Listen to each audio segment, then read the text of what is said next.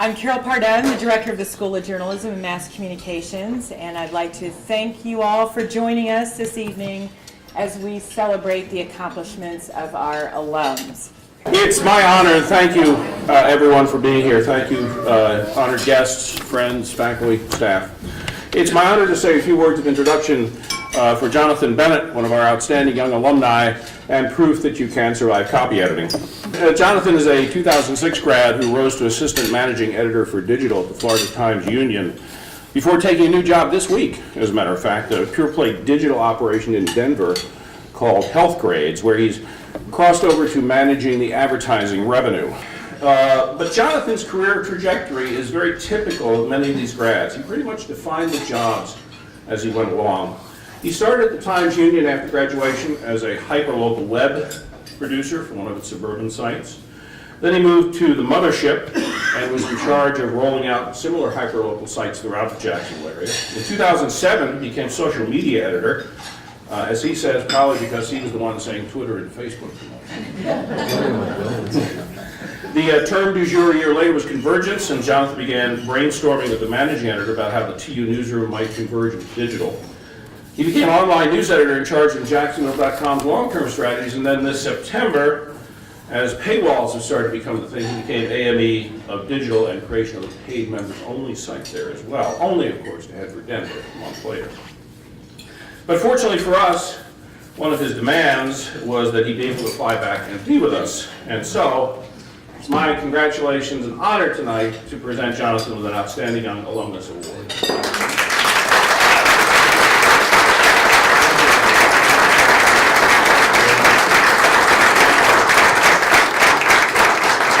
I have a very short story I want to tell, and it's a story about a mouse pad, as a matter of fact. It's a blue mouse pad, and it has the Florida Press Club logo printed on top of the mouse pad.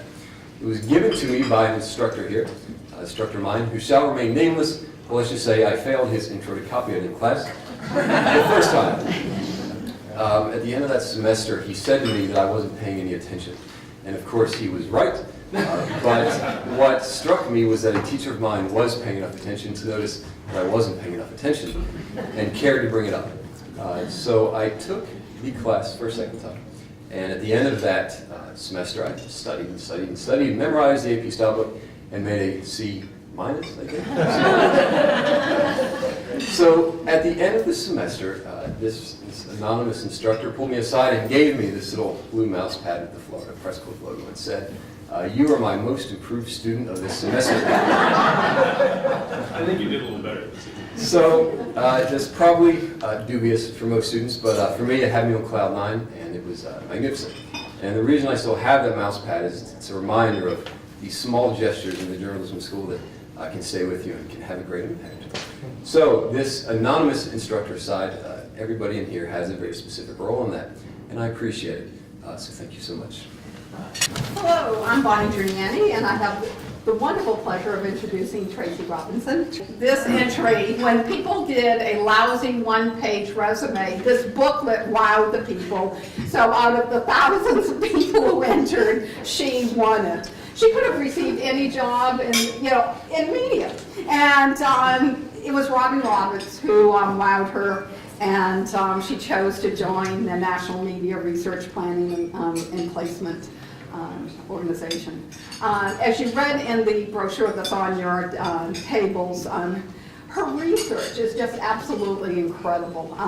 She has been featured in the Los Angeles Times, The Atlantic, the National Journal, NBC's Rock Center, CBS This Morning, MSNBC, NPR's Marketplace.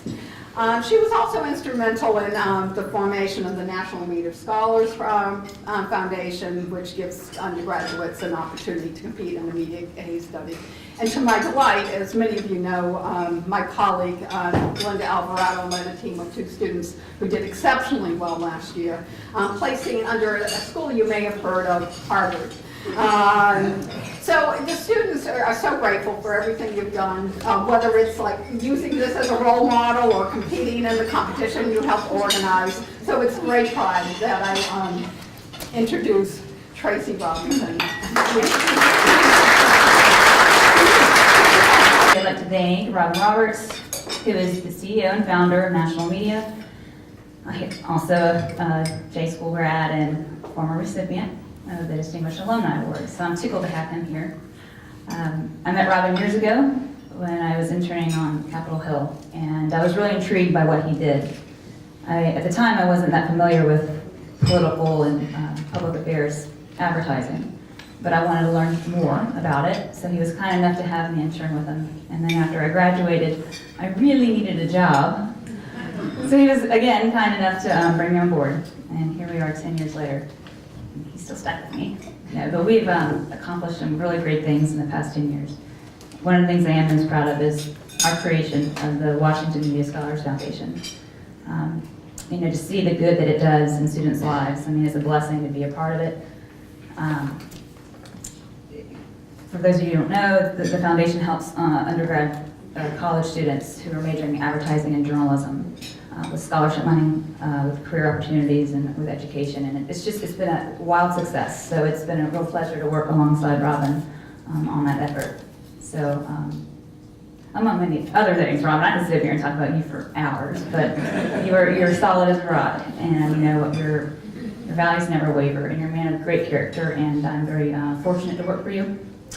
And thank you for being my mentor and my lifelong role model. So again, thank you to the university for this award. I'm truly honored. I've never won anything like this before. So, I don't expect ever to win anything like this ever again. So thank you very much. Appreciate it. It is my honor to introduce my friend Kathy Love, Vice President of Marketing and Communication for SCANA. If not the largest, certainly one of the largest publicly traded corporations in South Carolina.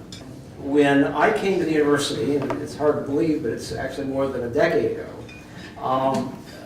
I wanted to bring in smart people I knew as guest speakers. And to talk about strategic communication, I thought Kathy would do a really good job. So often when guest speakers come in, they come in and tell war stories. Nothing wrong with war stories, but that's not the way Kathy approached it. I mean, she came in, notes, handouts, you know, surveys for the students. I mean, she was a, yeah. So anyway, I was pretty impressed, and I invited her back, and you know, every semester I got positive reviews, and I kept inviting her back, and to my pleasant surprise, she kept coming. And it's now approaching 10 years, every semester. And this says a lot about Kathy, because she doesn't come because she's bored and doesn't have anything to do. And we're not that good of friends, actually. I mean, for professional acquaintances. PR gives media, after all. But she really cares about our students. And you see it when she comes in and does these presentations and quizzes them and gets to know their names, and it's so, in my opinion, deserving of this honor. I am honored to be here tonight as a grad, because my foundation started at USC, and that's really where I found my love for PR that extended into other areas, where I found my love for my husband, which was another benefit, and it really gave me the start to a very exciting career that continues on through relationships and with peers like Randy, who I do seek the counsel of. We have worked through some issues where he's been most helpful, and then I've also come to his classroom. So I thank you for the continued learning that I get from coming to the university. Shannon's class today, it's wonderful, and I thank you for the recognition tonight. Just surprised and humbled, and thank you very much. It's a pleasure.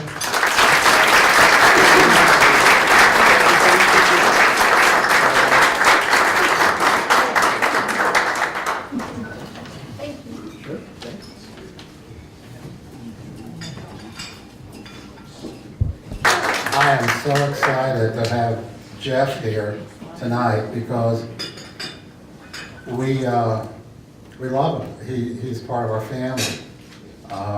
He would come to our house, especially when it was time for dinner.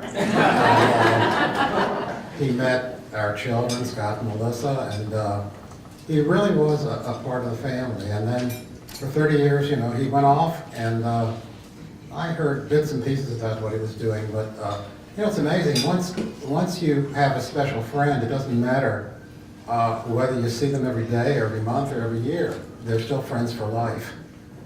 And so when I first talked to Jeff about coming down here, it was like we had just spoken yesterday.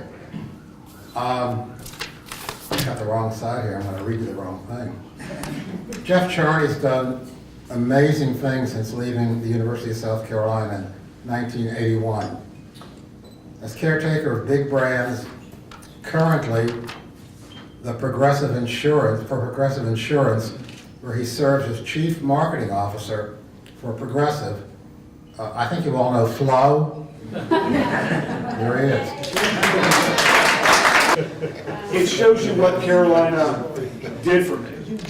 And in so many ways, guys, in so many ways, it gave me a running start in the competition. I mean, it was not something I had to worry about. I had a head full of steam, a head full of hair, and I had a running start. I could explode out of the blocks. I could explode out of the blocks versus just sitting in the blocks and saying, what are these blocks? And I had that confidence, I had that swagger. It wasn't hubris, it wasn't, you know, mojo, it wasn't a sense of entitlement. It was a sense of confidence that nobody told me I couldn't. Nobody told me I couldn't. And right now, as Jerry said, I got the best job in show business. We're spending $500 million a year to get our message out there. It is a great job. I got a great team. And I just think I can do more. I can continue to do more. We could spend even more money if we could. When I met my wife, Courtney, and she's there now, and I'm not even in her league. I'm not even in her league, but she had to marry somebody. She had to marry somebody. Again, why not Jeff Charney?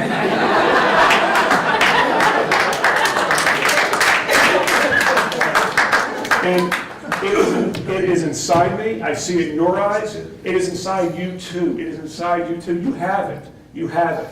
I'm telling you, you can be creative in this world. You can be creative and win. You can march to a beat of a different drummer. And hell, I march to a beat of a very different drummer and win. You can be a square peg in a round hole and win. And the last thing I'll show you, if you look at this, look at these bottles. The word no. I can't, and you can't. And for all those negative people who said, you can't, said no, you can't, I can't, you can't, we have to shatter that. I want to shatter it in our head, I want to shatter it in our life, and if you're with me, we're going to do something very different here. We're going to shatter this right now. Don't be nervous. Don't be nervous. This is a University of South Carolina bat. National championship bat, 2 years in a row, third year we should have won it too. Are you guys with me? We're going to shatter these things. Yeah. Are you with me? Are we going to shatter these things? Yeah. Anybody want to see you can't go first? Don't worry, it's not going to hurt you. Ready? You can't? You ready for you can't? I missed it, okay. I can't. And finally, no.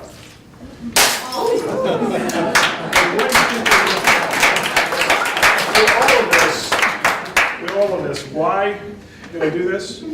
Because it could, and because it's candy. Thank you very much.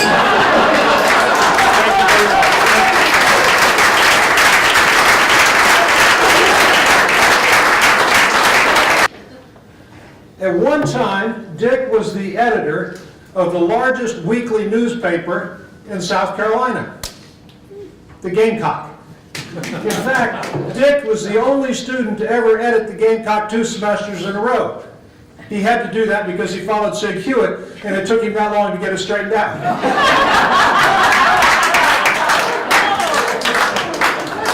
Now, this is what the editor of the Gamecock looked like in 1967. Scott Verandas helped me put this program together. Those of you in the cheap seats, if you can't see that, move over there where that last bottle landed by the door. What else do we have here?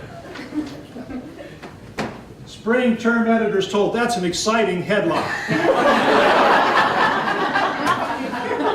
And that's the mugshot of Dick Elliott. This is 1967.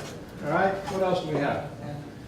See, 2 semesters in a row, the fall staff. So he gets again. This is Jenny Carroll, who went on to a great career in newspapers, came back to teach here.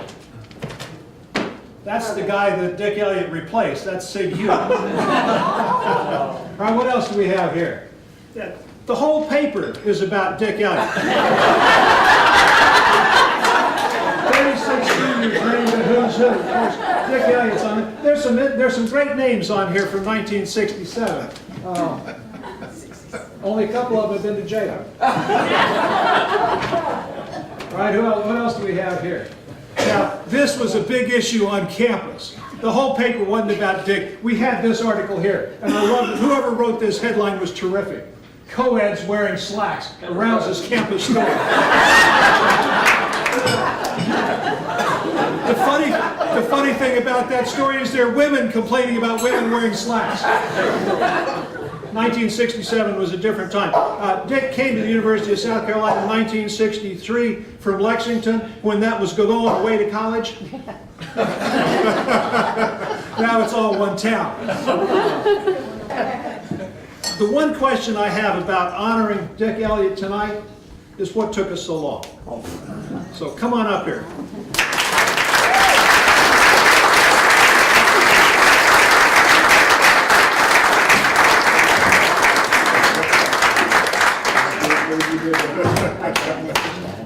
You should see the pictures I left out. After that note you sent me, I had to leave out some pictures. Wow. Thank you. When I first heard about this, I said, why? I really was thinking about the fact that the last time I was a practicing journalist was a long time ago. I'll tell you how long ago in a little bit. But I want to go ahead and say thank you very much to Dean Biermeier, to Dr. Carol Cordon, to the faculty for this honor. Although I have finally figured out what's going on. As Charles said, Carol put this together program-wise. And I can just picture now the selection committee sitting there saying, okay, we got this fabulous guy, Jeff Charney, nailed down. Who is the biggest contrast we can think of? But it's easy to be involved with a school like this. Those things that fascinate me, I see them happening here. I am deeply grateful for the role that Charles has played in developing this school and the incredible team he has built here. He's been awfully slow in doing it, but we're finally going to get the facilities we deserve. I don't know that anybody could possibly pull that together any better than you did, Charles, and I appreciate it. So, I have one last thank you, which I learned a long time ago I really have to make. I want to thank my lovely wife, Dana, for being here tonight. She is a Wake Forest person. I think Robin Roberts cares about Wake Forest too. And she has taught me a lot about how you care about people. I appreciate you being here. And we have our lovely granddaughter, Micah, with us tonight. And I didn't work out to get her to go to journalism school, but one of my greatest achievements in life has been her aunt, her daughter, my daughter, Jennifer. I talked her out of going to law school and becoming a high school teacher. So in my book, that qualifies as a great achievement. I want to thank all of you for sitting through that. I'm reflecting back on some interesting things to me. I am incredibly honored that you would call me distinguished. Distinguished is one step away from extinguished, I'm sure. But I deeply appreciate it, and thank all of you for the wonderful roles you played in my life. It's fun to see this. It's fun to see the expanse of all the things that we have the capacity to do, working at SCANA and being so engaged in the community, being involved in the new dimensions, as Jonathan is, of new media, being a great restaurateur. I love your restaurants. In Charleston, and all of those things across the spectrum. So I thoroughly enjoyed this evening. I thank you for being here with us. I especially congratulate our 5 honorees this evening. I hope you will congratulate them as well. And I hope you'll come back next year, because we will do this again and again. We've got so many people to be proud of. Thank you very much.